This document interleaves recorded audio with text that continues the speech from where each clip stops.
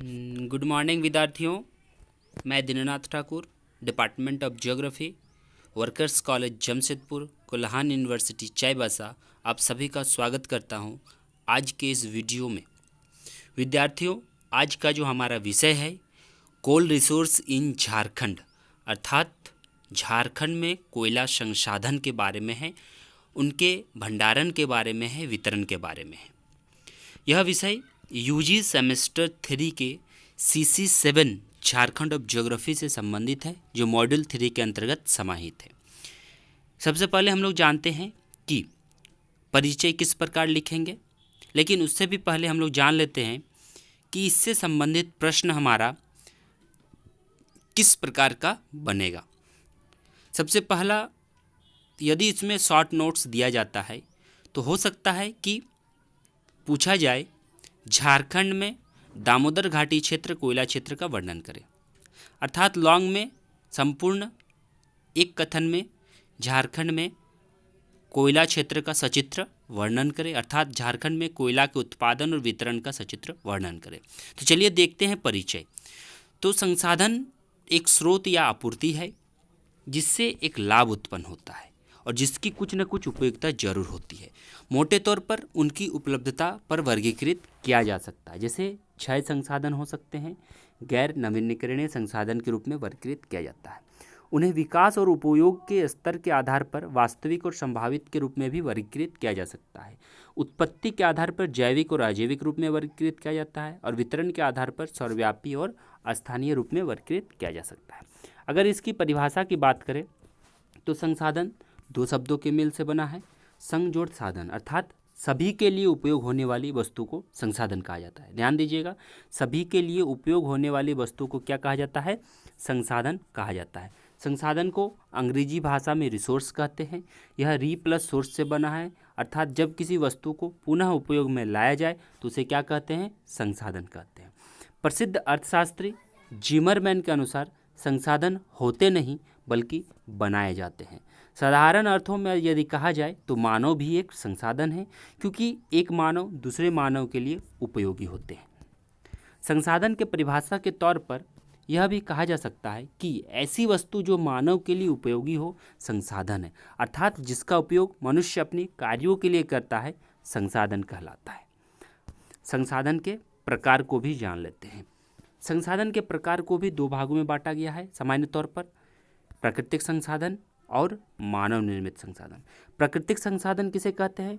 प्राकृतिक संसाधन वैसे संसाधनों को कहा जाता है जो प्रकृति के द्वारा उपहार स्वरूप प्राप्त किया गया हो, अर्थात यह नवीनीकरणीय हो सकता है या अनवीकरणीय हो सकता है, जिसमें कोयला, खनिज तेल, ज्वारीय ऊर्जा, सौर ऊर्जा, पवन ऊर्जा, पेट्रोलियम, यूरेनियम आदि शामिल है।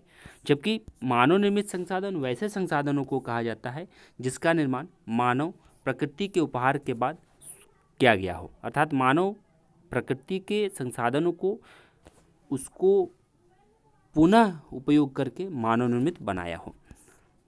झारखंड में यदि हम खनिज संसाधन की बात करें तो झारखंड की तुलना विश्व के प्राचीनतम भूखंडों में की जाती है और यही कारण है कि यहाँ अनेक खनिज का भंडार पाया जाता है। यद्यपि झारखंड का अधिकांश भाग आर्कियन युग के ग्रेनाइट तथा नीस से संबंधित है, परंतु आर्कियन युग के धारवाड़ क्रम की चट्टानों में अनेक प्रकार के धात्विक तथा अधात्विक खनिज भी पाए जाते हैं। वस्तुतः धारवाड़ क्रम की चट्टानें झारखंड के लिए खनिजों का भंडार गृह भी कहा जाता है। यहाँ से ऑब्जेक्टिव बनेगा कि झारखंड का खनिज भंडार गृह धारवाड़ क्रम के चट्टान को कहा जाता है। और भारत जैसे विकासशील राष्ट्र में आज भी कोयला जो है, यहाँ मिसप्रिंट है थोड़ा सा, कोयला जो है सबसे प्रमुख शक्ति का साधन है और कोयला का भंडारण जो है गोंडवाना क्रम के चट्टानों में संचित है। अब देखते हैं झारखंड में खनिजों की पेटी किस प्रकार की है, किस किस प्रकार के खनिज कहाँ कहाँ पाए जाते हैं। तो ये हमारा जो है अभ्रक, कोयला, चूना पत्थर, बॉक्साइट, तांबा, लौह अयस्क, मैंगनीज आदि है। तो इसको एक मानचित्र को बनाना जरूरी हो जाता है और इसी मानचित्र के आधार पर हम सभी का मार्किंग भी होता है, क्योंकि हम भूगोल पढ़ रहे हैं तो मानचित्र देना जरूरी है। अब झारखंड में कोयला सबसे महत्वपूर्ण शक्ति संसाधन है और यह औद्योगिक भूदृश्यों के लिए महत्वपूर्ण भूमिका निभाने वाली है। कोयले का इतिहास 19वीं शताब्दी से है, परंतु भारत में 1774 में सबसे पहले कोयला खोजा गया रानीगंज क्षेत्र में। झारखंड में कोयला क्षेत्र का सर्वप्रथम आरंभ किया गया और अगर इसकी भंडार की बात करें तो जीआईएस ने समय समय पर, अर्थात जियोग्राफिकल इंफॉर्मेशन सिस्टम ने समय समय पर भारत सहित अनेक ऐसे क्षेत्रों हैं जहां कोयले का अनुमान लगाया है। और सर्वप्रथम फॉक्स नामक भूगर्भ शास्त्री ने झारखंड के कोयले भंडार 26,000 मीट्रिक टन बताया है। झारखंड में जीआईएस, मैकॉन और सीएमपीडीआई द्वारा कोयले भंडार से संबंधित अनुसंधान हाल के वर्षों में ईस्ट बोकारो, पतरातू और औरंगा, लातेहार में और राजमहल क्षेत्र में किया गया है। अगर इसकी वितरण को देखें तो झारखंड में संपूर्ण कोयला गोंडवाना काल में है, क्योंकि इसकी प्राप्ति गोंडवाना काल के चट्टानों से होती है, जो मुख्यतः दामोदर घाटी, कोयल घाटी, राजमहल की पहाड़ी में संचित है। इसको भी मानचित्र में देखना जरूरी है और इस मानचित्र को बनाना भी जरूरी है सभी के लिए। कोयला प्राप्ति के प्रमुख क्षेत्र शेडिंग है, अर्थात इंडेक्स है, जिसमें दामोदर घाटी, राजमहल क्षेत्र, उत्तरी कोयल घाटी क्षेत्र। अब आते हैं दामोदर घाटी क्षेत्र। दामोदर घाटी क्षेत्र के अंतर्गत वैसे क्षेत्रों को शामिल किया गया है जो दामोदर नदी के अंतर्गत, अर्थात दामोदर नदी के बेसिन क्षेत्र के अंतर्गत समाहित है, जिसमें हमारा प्रमुख क्षेत्र जो है वो है रानीगंज क्षेत्र। ठीक है, रानीगंज क्षेत्र हमारा है, झरिया कोयला क्षेत्र है, फिर हमारा झरिया कोयला क्षेत्र के बाद हमारा चंद्रपुरा कोयला क्षेत्र, गिरिडीह कोयला क्षेत्र, बोकारो कोयला क्षेत्र, करणपुरा कोयला क्षेत्र। अब आते हैं हम रानीगंज कोयला क्षेत्र। तो रानीगंज कोयला क्षेत्र जो हमारा है यह अधिकांशतः वेस्ट बंगाल में ही, पश्चिम बंगाल में सिंचित है और इसका हिस्सा कुछ भाग जामताड़ा में भी पाया जाता है। और झरिया कोयला क्षेत्र की अगर बात करें तो झारखंड का सबसे महत्वपूर्ण कोयला क्षेत्र है और रानीगंज कोयला क्षेत्र से यह 48 किलोमीटर दूर स्थित है। ठीक है, यह रानीगंज कोयला क्षेत्र से कितना किलोमीटर दूर स्थित है? 48 किलोमीटर दूर स्थित है यह रानीगंज कोयला क्षेत्र से।